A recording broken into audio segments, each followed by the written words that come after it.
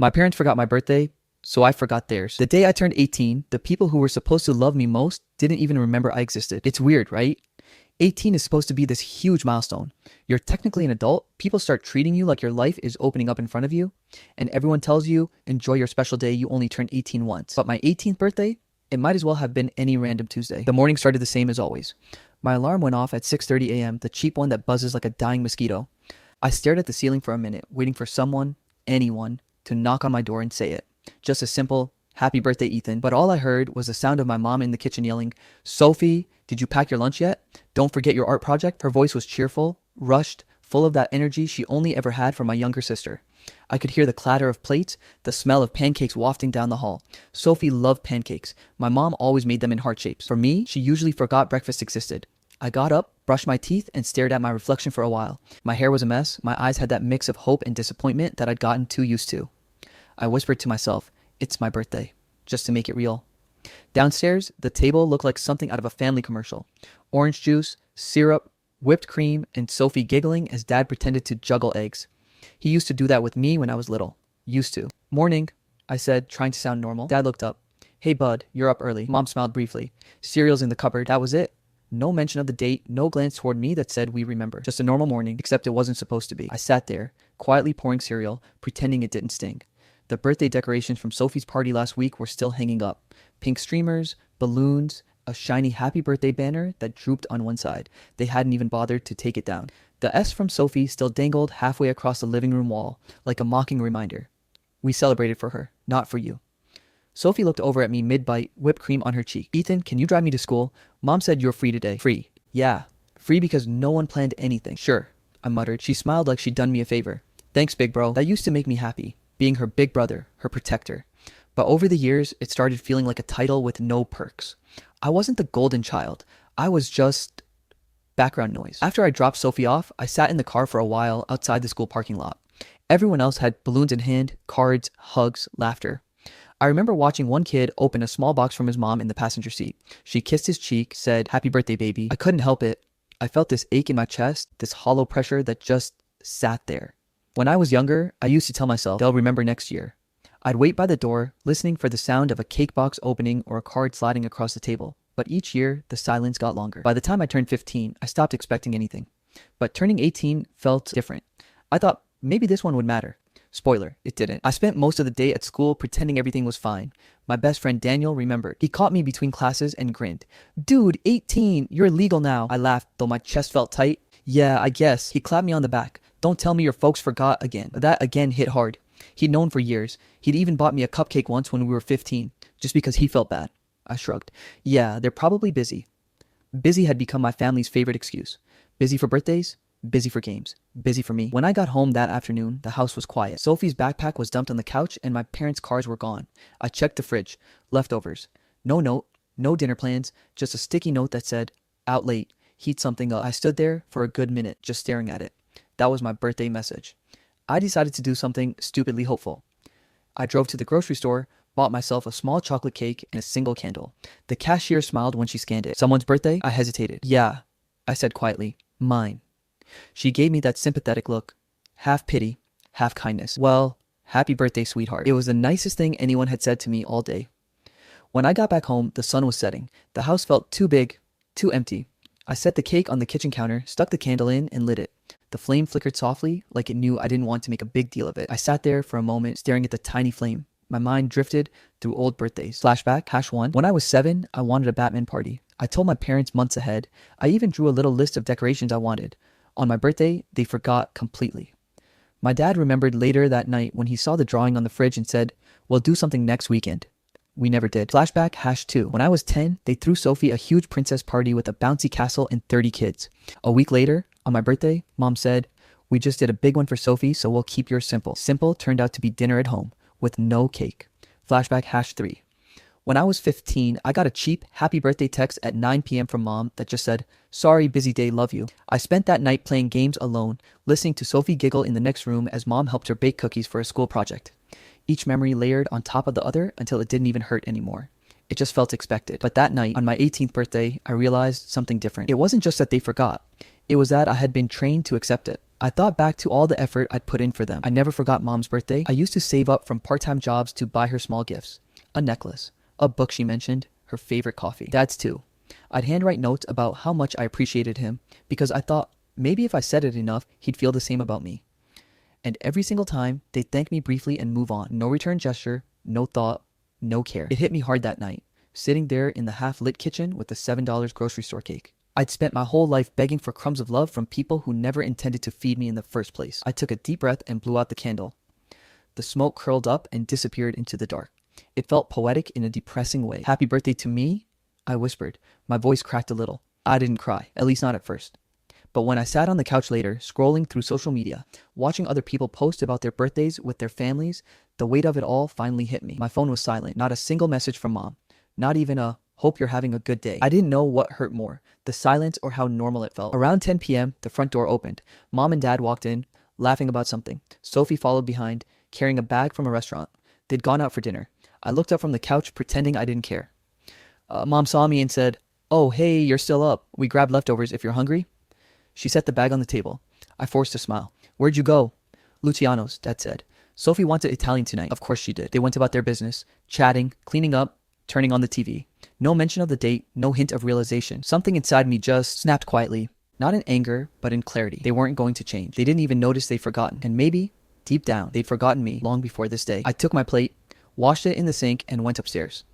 Before I closed my bedroom door, I heard Sophie say, "Mom, didn't Ethan say it was his birthday this week?" My heart froze. Mom laughed softly. "Oh, really? Wait, today's the 17th, right? Oh God, was it today?" Dad's voice came after, muffled but casual. "Shoot, it was, wasn't it? He'll understand. That was it. He'll understand." I closed the door and sat on my bed, the faint sound of their laughter echoing through the wall. In that moment, something in me changed. Not in a dramatic movie way, more like a quiet switch flipped. I realized I didn't want their attention anymore. I didn't want to keep reminding people I existed. If they could forget me this easily, I could learn to forget them too. That night, I wrote something in my journal. Something I still look back on years later. If love has to be begged for, it's not love. If they can't remember your birthday, it's time to stop remembering theirs. And with that, I made myself a promise. Never again would I let their forgetfulness define me. Never again would I be the one who cared more. The candle flame from earlier had melted into a tiny pool of wax. I stared at it one last time before blowing out the lamp and lying back on my bed. The house was silent again, just me and the hum of the ceiling fan. But this silence felt different. It didn't hurt anymore. It felt like clarity. That was the night I stopped waiting for my parents to remember me. That was the night I finally started remembering myself. It's strange how silence can feel louder than any argument. The morning I turned 19, the house felt quieter than usual, but not in that peaceful way. It was the kind of quiet that buzzed under your skin, like a speaker left on after the music stops. It had been a year since that birthday, the one that finally broke something inside me. I woke up late that morning, sunlight hitting the same spot on my wall where I'd written that promise to myself. Never again would I care more than they do. I didn't erase it. I wanted it to stay there, like a scar I wasn't ashamed of. Things had changed in subtle ways over the past year. I didn't make announcements when something good happened. Didn't try to squeeze myself into conversations I wasn't invited to. I just stopped. At first, I thought they'd notice. That maybe Mom would ask why I wasn't helping Sophie with her projects anymore, or why I didn't join them for dinner as often, but they didn't. They were too busy, too wrapped up in Sophie's school plays and Dad's new job promotion to notice that I'd started fading from the family portrait, and honestly, it felt freeing. Mom's birthday came around in late February. Normally, I'd be the one organizing something, ordering flowers, reminding Dad, helping Sophie make cards. This time I didn't. The night before, I scrolled through my phone and saw Mom's birthday pop up on my calendar notification. My finger hovered over the reminder for a second before I deleted it. No guilt, no hesitation, just gone. The next morning, I didn't text, didn't call, didn't even check her Facebook to see who did. It wasn't out of spite. It was discipline. I wanted to see what it felt like to let go, to not be the only one trying. 3 days later, I got a message in the family group chat. "Mom, did you forget my birthday?" For a moment, I just stared at the screen.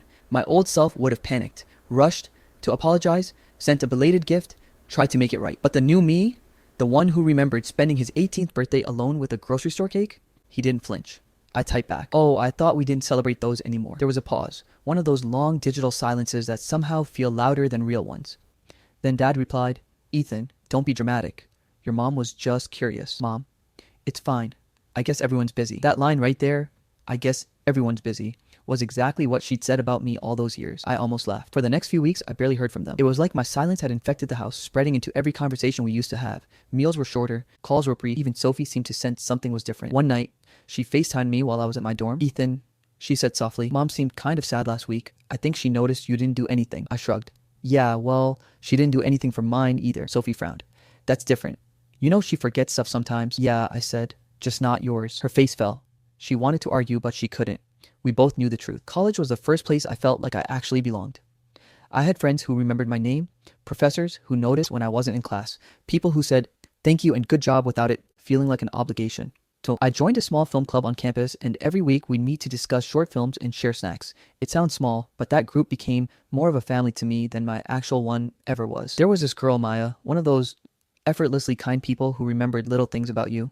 She once brought me my favorite chips before a meeting because I'd mentioned it in passing the week before. It made me realize how much I'd been starved of that kind of attention. When she asked when my birthday was, I hesitated before answering. 17th of March, she grinned. Cool, that's close. We're celebrating, whether you like it or not. Something about the way she said it, so casually, so genuinely, made my chest tighten. I didn't believe her. Not really. But part of me wanted to. My dad's birthday was in April. I didn't call for his either. A few days later, I got a voicemail from him. Hey son, just checking in. Mom said you've been busy with college. Hope everything's going well. Anyway, talk soon. No mention of the missed birthday. No mention of mine either. Just that vague fatherly tone people use when they don't know what to say. I saved the voicemail, not because I missed him, but because it reminded me of how emotionally empty our conversations had become. The year went by in a strange blur of distance. Holidays came and went. I didn't go home for Thanksgiving. I told them I had finals, but the truth was I didn't want to sit at that same table pretending we were a family. Sophie texted me sometimes, trying to play peacemaker. They do miss you, you know. Maybe they did, but missing someone isn't the same as valuing them. When my 19th birthday came around, I didn't expect much. I was in my dorm room, half asleep, when my phone buzzed. Maya, happy birthday. We're doing something later. No excuses. Then another message came from Daniel, my old friend from high school. Dude, 19, we're getting drinks tonight. Don't fight it. For a moment, I just sat there smiling like an idiot. People remembered. Not out of obligation, not because I reminded them, just because they cared. That night, I walked into the campus cafe and saw a small group of friends waiting for me with cupcakes and a cheap candle. Maya held up her phone flashlight like it was a spotlight. Everyone started singing. Off-key, loud, ridiculous. And for the first time in my life, I actually believed the words, happy birthday. It wasn't fancy. No decorations, no parents, no special meal. But it felt real. When I blew out the candle, I didn't make a wish. I didn't need to. The wish had already come true. I wasn't invisible anymore. A few days later, I got a text from Mom. Sorry we missed your birthday, sweetie. We've been so busy with Sophie's college prep stuff. We'll celebrate when you're home next. I stared at the message for a long time. Then I typed back, it's fine. Don't worry about it. And I meant it, not in that passive-aggressive way, but truly. Because by then, I'd realized I didn't need them to remember for it to matter. But I also knew they'd started to notice. The silence had started echoing back. By the summer, the shift was undeniable. Mom called more often, asking about classes. Dad sent random check-in texts, something he never used to do. It wasn't affection, it was guilt. You can always tell the difference. One night during dinner at home, Mom brought it up directly. Ethan, she said carefully, I noticed you've been distant lately. I set my fork down. Just been busy? She gave that half smile, the kind people use when they know you're lying but don't want to admit it. It's just, we miss you around here. You used to always plan our birthdays, you know. I looked up at her. Yeah, I used to. The silence that followed was heavy. Dad cleared his throat. You're still upset about last year? I almost laughed. Last year? Try every year. But I didn't say it. I didn't need to. Instead, I said calmly, it's not about being upset. I just stopped expecting things that never come. Mom's eyes softened, but she didn't say anything. Sophie shifted uncomfortably, picking at her food. We finished dinner in silence. And that silence, God, it was so loud. After that conversation, things didn't magically fix themselves, but they changed. My parents started trying, but not because they wanted to, because they were afraid of losing control of the story. They started posting old pictures of me on Facebook with captions like, so proud of our boy at college. Funny thing is, they'd never even asked how I was doing before posting those. It all felt like a performance, and I was done being their prop. The more distance I put between us, the lighter I felt. I learned how to cook for myself, how to do laundry without reminders, how to celebrate small wins with people who actually cheered for me. I stopped being angry, not forgiving, just done. My silence wasn't revenge anymore. It was peace. But peace has a funny way of unsettling people who thrive on control. By fall, Dad finally called me out on it. He said, "You've been cold lately, son. It's not like you." I smiled. Maybe this is like me. You just never bothered to see it before. He didn't know how to respond. He just sighed and said, "Don't hold grudges. Family's family." And that was when I realized how differently we defined the word family. For them, it meant we shared DNA. So you owe us. For me, it started meaning the people who show up when it counts. When winter came, I went home for a few days. Sophie hugged me tight. She'd always been kinder than our parents, even if she didn't always understand. Mom's been talking about you a lot, she whispered. She feels bad, I think. I'm sure she does, I said softly, but that doesn't undo the years I spent waiting. That night, while everyone slept, I walked into the living room. The same pink happy birthday banner from Sophie's last party was tucked in a corner, half torn. It hit me how poetic it all was. For years, I'd been living under someone else's leftover celebration. Now, I didn't need theirs. When I left for college again, Mom handed me a small envelope. Just a little something, she said. Inside was a card that said, "We're proud of you." It was signed, "Love, Mom, Dad." No personal note, no apology, just words that felt printed for convenience. I smiled politely, thanked her, and tucked it into my bag. Then, when I got back to my dorm, I threw it away. Not out of anger, out of closure. That spring, as I sat on the quad with Maya and Daniel watching the sunset, I told them something I'd never said out loud before. You know, I used to think being forgotten was the worst thing that could happen to me, but now I think it's a blessing. Maya tilted her head. Why? Because when people forget you, I said, you get to remember who you really are, without their version of you clouding it. She smiled. That's deep, dude. Daniel laughed. He's turning into a philosopher now. I grinned. Nah, just someone who stopped trying. That night, I wrote another note in my journal, right under the first one for my 18th birthday. Silence doesn't mean weakness. Sometimes it's just peace disguised as revenge. I closed the notebook and felt something I hadn't felt in years. Genuine calm. The kind that comes when you stop chasing after love that never chases back. And as I turned off the light, I realized something else. My parents might never feel what I felt, but one day, they'd notice what was missing. The good morning texts, the thoughtful gifts, the emotional glue that held everything together. When that silence started echoing back at them, they'd finally understand what it was like to be forgotten, and I'd be long past needing their apology. It took them 5 years to remember what love was supposed to look like. 5 years. That's how long it had been since I last lived under the same roof as my parents. 5 years since I blew out a candle alone. 5 years since I stopped chasing the kind of love that only came with conditions attached. I was 23 now, working in another city, a quiet apartment on the 5th floor overlooking traffic that never slept. The place smelled like coffee and rain, and for the first time in my life, home didn't feel like a battlefield. My job wasn't glamorous, but it was mine. I had friends who remembered my birthday without Facebook reminders, people who showed up not because they had to, but because they wanted to. I used to wonder what would happen if I disappeared from my parents' lives entirely. Would they notice? Would they care? Turns out they did, just very, very late. It started with an email, not a text, not a call. An email from Mom with the subject line, "Dad's 50th birthday family celebration." I stared at it for a good 5 minutes before I opened it. Inside was a cheerful message filled with exclamation marks and half-hearted warmth. "Hey honey, we're planning a big dinner for Dad's 50th at the house. Sophie and Ryan will be there. It would mean a lot if you came. It's been so long, we miss you." There were pictures attached to the same living room, same decorations I'd grown up with, except now it looked smaller. Maybe because I'd finally outgrown it. I typed a reply, then deleted it, then typed it again. Finally, I settled on just, "Hope you have a good one. I'm really busy with work that week." I hit send and just sat there. It was strange how something so simple, so polite could feel like a declaration of war. A few days later, Dad texted me for the first time in months. "Dad, heard you're not coming? Too busy for your old man, huh?" Me. "Happy birthday, Dad." Dad. "You could have at least called." Me. "You could have done the same 5 years ago." He didn't reply after that. For a long time, I used to imagine how my revenge would look: loud, cinematic, full of poetic justice. But the truth is, it wasn't. It was quiet, peaceful, controlled. And that made it hit harder. Because silence, when it comes from someone who used to beg to be heard, feels deafening. A week later, my phone buzzed with a different name. Sophie. We hadn't talked in months, aside from occasional "hope you're good" texts that never led anywhere. She sounded nervous when I picked up. "Ethan," she said softly. "Hey, I wanted to talk." Her voice still carried that same warmth I remembered from when we were kids before everything became about her. Back then, she used to sneak me snacks under the table when Mom forgot to feed me breakfast before school. She wasn't a bad sister. She was just raised in a house where her brightness dimmed everyone else. "What's up, Soph?" I asked. There was a pause. Then, "Mom and Dad have been talking about you a lot lately. They were really hurt you didn't come for Dad's birthday." I laughed, but it wasn't funny. "Were they? I guess that's what it feels like, huh?" She sighed. "Yeah, I know. I realize that's what you've been feeling all these years." That stopped me cold. For the first time, she sounded aware. "Ethan, I'm sorry," she continued, voice cracking a little. "I was such a spoiled brat growing up. They treated me like the favorite, and I didn't even notice how unfair it was to you. I thought that's just how things were." Her honesty disarmed me. I wasn't used to it, not from anyone in that house. I swallowed hard. "You don't have to apologize, Sophie. You were a kid." "But I saw it," she said quickly. "You always tried so hard. You'd make breakfast for Mom on her birthday, and she'd forget yours a week later.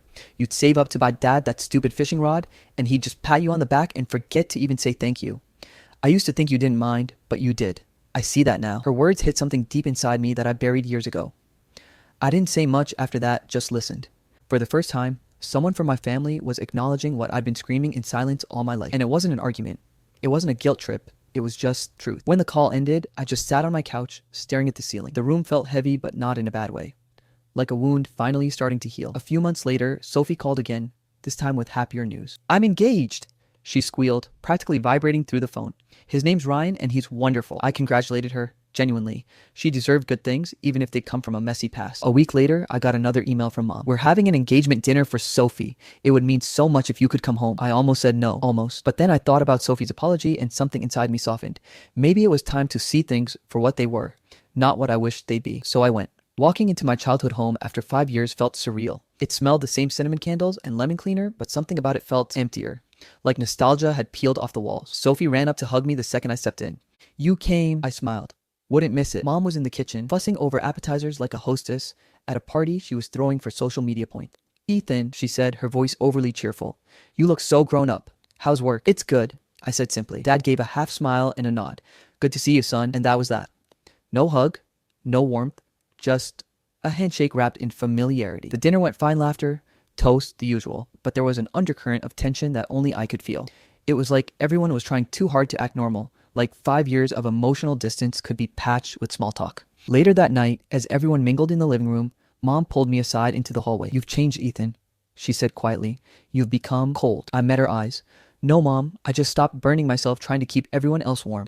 Her face fell, like she didn't expect me to have words anymore. Maybe because for years, my silence made it easy for her to believe I was fine. She blinked rapidly. That's not fair. We loved you. Loved me? I interrupted, keeping my voice steady. You loved the version of me that didn't need anything, the one who stayed quiet and didn't ask to be seen. That's not love, Mom. That's convenience. Her lip trembled. We tried our best. I shook my head. No, you didn't. You tried your best for Sophie. You made sure she never felt forgotten, never felt small, and I'm happy for her truly. But you didn't try for me. You just assumed I'd be fine without it. There were tears in her eyes now. Ethan, please don't say that. I'm not saying to hurt you, I said. I'm saying it because it's true. The hallway was silent except for the faint hum of the air conditioner. For a moment, I thought she'd apologize, really apologize. But instead, she just said softly, we missed you. I almost laughed. No, Mom. You missed who you thought I was. The version that didn't hold you accountable. And with that, I turned and walked back toward the living room. Sophie saw me first, her smile fading when she caught the look on my face. Everything okay? She whispered. I nodded. Yeah, just tired. Later, when the night wound down and people started leaving, Sophie hugged me again and said, you did good, Ethan. You're stronger than they'll ever admit. I smiled faintly. Maybe. Or maybe I just finally stopped expecting them to be someone they're not. That night, when I got back to my apartment, I poured myself a drink and sat on the balcony. The city lights blinked below like restless stars. My phone buzzed with a text from Sophie. Sophie, they're hurting, you know, me. So was I. Sophie, yeah, I know. I looked at that message for a long time. For once, I didn't feel angry, just done. The truth is, I wasn't cold. I wasn't heartless. I was just finally at peace. They had their chances, years of them. And now they had silence. Sometimes forgiveness doesn't come with reconciliation. Sometimes it's just letting go of people, of pain, of birthdays that never were. That night, I raised my glass quietly and said to no one in particular, here's to being remembered even if it's only by myself. Some people only remember your worth when your absence hurts more than your presence ever did. It's strange how time changes the meaning of silence. When I was younger, silence was suffocating.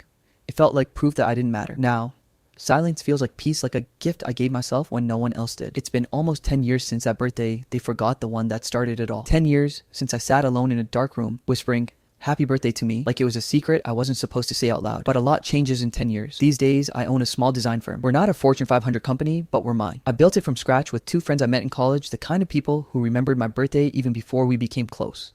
The kind who'd show up with coffee and a dump card that said something like, you survived another year of nonsense, congrats. And honestly, that was all I ever wanted, to be seen. Not celebrated with balloons or banners, just seen. My apartment's walls are lined with plants I somehow haven't killed yet.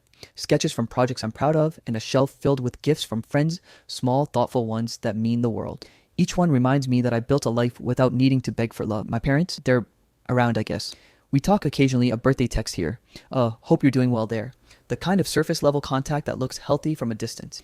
After the confrontation at Sophie's engagement, we kept things civil, not close, just polite. Every year they send me a card now, sometimes even a gift. But I never reply. Not out of spite, just out of exhaustion.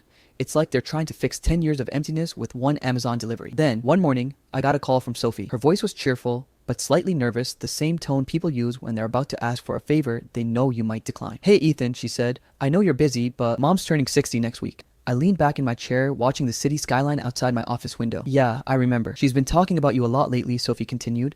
Says she misses you, she wishes she could make things right. I stayed quiet. Then she added softly, we're throwing her a surprise dinner. I was thinking, maybe you could come? You don't have to stay long. Just show up. I let out a long breath. Part of me wanted to say no to keep my peace intact. But another part of me, The one that still had a small scar under all the healing, knew I needed closure. Not for them, for me. So I said, alright, I'll come. The drive back to my hometown felt surreal. The roads had changed, new buildings, new billboards, but the sky looked the same. I rolled the window down, letting the wind hit my face as I passed the old park I used to walk through when things got bad at home. Back then, it was the only place I could breathe. I arrived at my parents' house right before sunset. The lights were already on and laughter floated through the open window. I could hear Sophie's voice, her fiance's laughter, and Mom's cheerful tone, the kind of happiness that used to sting when I wasn't a part of it. I stood on the porch for a long time, just breathing. Then I rang the bell. When the door opened, Sophie nearly dropped her glass. "Ethan, you came," she whispered, trying not to ruin the surprise for Mom. I smiled. "Told you I'd think about it." Before I could say more, I heard Mom's voice from the kitchen. "Who's at the door?" And then she appeared. For a moment, neither of us spoke. Mom froze, eyes wide, her hand clutching the kitchen towel like she needed something to hold on to. "Ethan?" she whispered. "You came?" I nodded slowly. "Happy birthday, Mom." She walked up and hugged me before I could react. It wasn't one of those awkward side pat hugs either. It was tight, trembling, like she was trying to make up for every missed moment. For a second, I almost hugged her back. Almost. "It's so good to see you," she said, stepping back and wiping her eyes. "You look grown, successful. Oh, your father will be so happy." "I'm sure," I said gently. "Is he home?" "He's in the garden." "He'll be thrilled." But before I went in, I reached into my coat pocket and pulled out 2 envelopes, plain, unmarked, sealed. "I brought you something," I said quietly. She looked confused, but took them, setting them on the counter. "Ethan, you didn't have to bring me anything." "I did," I said simply, "but I'd like you to open them now." Sophie glanced at me, worried, but gave her a small nod. This wasn't revenge. This was truth. Mom opened the first envelope. Inside was a neatly folded sheet of paper, a list of dates, handwritten. "Every birthday you forgot," the header read. Her hands trembled as her eyes moved down the page. "Age 10. You were at Sophie's recital." "Age 13. You said you were tired from work." "Age 15. You promised to bake a cake, but forgot." "Age 16. You went on a trip with Sophie." "Age 18. You never said a word." By the time she reached the end, her lips were shaking. "Ethan," she whispered. "I opened the second one," I said softly. She did. This one held a small stack of photos, old, faded ones printed from my phone. Each one showed the same thing, me, sitting alone in my room, a small slice of cake in front of me. Sometimes I was smiling weakly. Sometimes I wasn't smiling at all. One photo had a candle. Another had a happy birthday balloon tied to a chair already deflated. She covered her mouth with her hand. "Oh my God." I took a step closer, my voice steady but calm. "I didn't come here to make you feel bad, Mom. I came because Sophie said you missed me, but I needed you to see what that really means." Tears streamed down her face. "Ethan, we were terrible." "No," I interrupted gently. "You were human, flawed, busy, maybe even blind. But you weren't cruel, you just forgot. And the thing is, I've spent most of my life thinking I wasn't worth remembering." Her sob caught in her throat. I continued. "But I learned something. I don't need anyone to remember me to matter. I just need to remember myself." Dad had walked in by then. Hearing the last line, his expression froze when he saw the papers, the photos, the look on Mom's face. "What's going on?" he asked quietly. Mom turned to him, her voice breaking. "He kept track of every birthday we forgot." Dad looked at me, that same mix of guilt and pride flickering across his features. "Ethan, we messed up." I gave a small, sad smile. "Yeah, but I'm not here for an apology. I already forgave you, just not out loud." Sophie stood in the corner, tears in her eyes, but smiling softly, as if watching the closure we all needed finally unfold. Dinner that night was quiet. No forced laughter, no fake conversations. Just a family finally sitting with the weight of truth. Mom kept reaching out, touching my hand like she couldn't believe I was real. Dad raised a glass halfway through and said, "To second chances." I clinked my glass softly, to remembering what matters. Later that night, as people started leaving and the house quieted down, I stepped out to the porch. The air was cool and the crickets filled the silence. I could hear faint laughter from inside Sophie, Mom, Dad, and for the first time, it didn't ache to hear it. Mom came outside a few minutes later. "You're leaving already?" "Yeah," I said, adjusting my jacket. "Long drive back." She nodded, eyes glistening. "Ethan, thank you for coming and for showing me what I needed to see." I smiled faintly. "I didn't do it to hurt you. I did it so I'd never forget myself again." She reached out, squeezing my hand. "We'll do better." "I hope so," I said. "For Sophie's kids, if not for me." She blinked back tears and I stepped off the porch. The gravel crunched under my shoes as I walked toward my car. Before I got in, I looked back. The house that once felt like a wound now just looked like a place. Nothing more, nothing less. The next morning, I stopped by the old park before heading home. The one where I used to sit alone with my thoughts, wondering why I wasn't enough. I sat on that same bench, older now, calmer. I pulled out a small cupcake from the bag I'd brought chocolate, my favorite, and lit a candle. It wasn't my birthday, not even close, but it didn't matter. I smiled to myself as the candle flickered in the morning light and whispered, "Happy birthday, Ethan." Because every day I choose to remember myself, my worth, my peace, my story is a birthday. And for the first time, I didn't need anyone else to say it. I didn't forget their birthdays to hurt them. I did it so I'd never forget mine again. All right, that's it for today. I hope you enjoyed the story. We have so many more amazing stories coming your way, so make sure you hit that subscribe button. Our goal is to reach 100K subscribers by the end of this year, and we'd love for you to be part of this journey. Thanks for watching, and I'll see you in the next story.